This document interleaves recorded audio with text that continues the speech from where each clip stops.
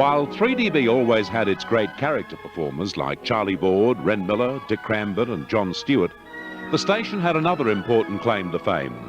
It was recognised as having the best team of good voices in Melbourne radio. There was a DB sound, quality voices, classy voices. Call them what you will, but boy, did they have style. You could even understand what they were saying. One of the most cultured and beguiling was the voice of Jeff McComas. But who gets Jeff's vote?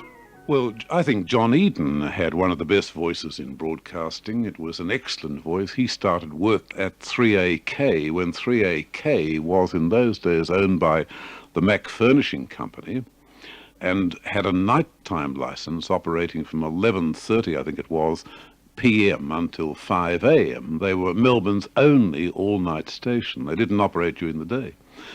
And Eden had a job there for some years, and then he later came to 3DB, and then later became breakfast announcer, where he was extremely popular. Extremely popular is just the tip of the iceberg. John Eden was and has remained one of 3DB's most identifiable and successful performers. When John joined 3DB in September 1949, he surely couldn't have realised the career that was ahead of him. He worked in most of the popular shows of the 50s, but it was the breakfast session that was to bring him his greatest fame. DB time at 17 minutes past 7 on a sticky, humid, rotten Friday morning. Something nicer. From snowbound New England states, the Gibb brothers and the lights went out in Massachusetts. John took over the breakfast program from his friend Dan Webb in 1956 when Danny left to join Channel 7. Although 3DB had been on the air for almost 30 years, John was only the fifth man in the breakfast chair, following on a great tradition begun in earnest by a Queensland stage performer called Vernon Sellers, who was the original Daybreak Dan, whose crown was then worn by the rarest early bird of them all, the aforementioned John Stewart, who passed over the reins to Dan Webb, and then it was John's turn. And what a turn. Others would have been daunted by his illustrious predecessors, but not John. For 20 years, he brought to the 3DB breakfast program his own individual style, charm, and humour. His retirement from the shift brought many thousands of letters descending upon this station and show business publications. But more of that later. The record books still show that for a phenomenal 17 years, he was number one. The opposition threw everything they possibly could at him. But John remained just John, and that's what people wanted to listen to.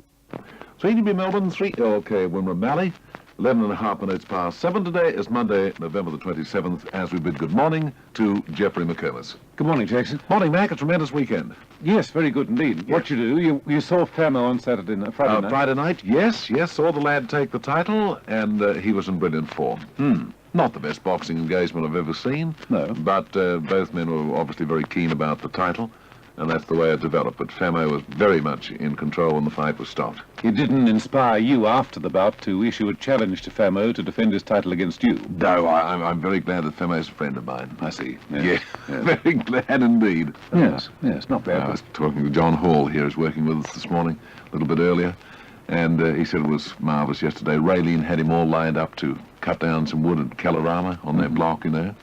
See the lad in there? He's poised, ready for the big plunge, you know. He's going off very, very shortly. Oh, yes. Raylene hasn't told him the exact date yet, but he's going to go off, and they've got a block up at Kalorama. Couldn't happen to a nicer guy, Well, that's right. Why shouldn't he join the rest of us and look miserable? The sound of a friendly radio station, thanks to John Eden and Jeff McComas. Before John's breakfast session success, he'd done almost everything it was possible to do at 3DB. He was the first compere of Swallows Juniors, which Brian Naylor later transferred successfully to television.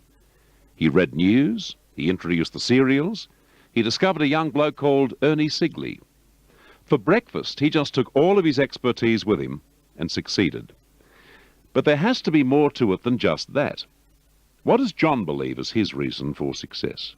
I've always felt I could communicate pretty well with people, Bert, and I've always mixed with people. I think a lot of our young people these days who want to be a success in radio are all too inclined to perform to themselves in a studio, enjoy their own work, then go and celebrate somewhere in a nearby pub with their own contemporaries and say how good they were.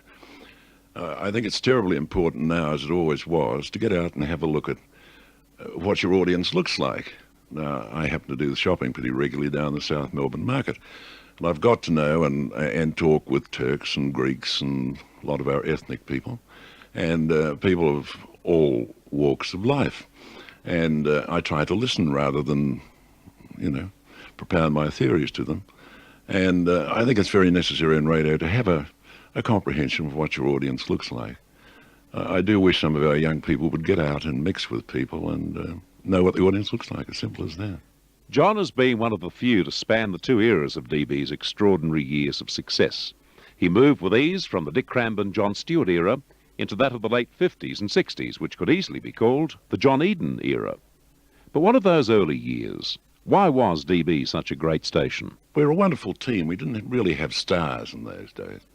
I think we were just a highly successful team of fellows who enjoyed one another. And, you were told flick off Percy if you try and behave in an elitist sort of way, But it was a wonderful atmosphere in which to work. We were successful, we were acknowledged to be successful. And it was rather nice to go somewhere and be recognised as somebody from 3DB. We were awfully proud. But what sort of pride was knocked out of John when Melbourne learned that its most successful commercial breakfast announcer ever was coming off his shift?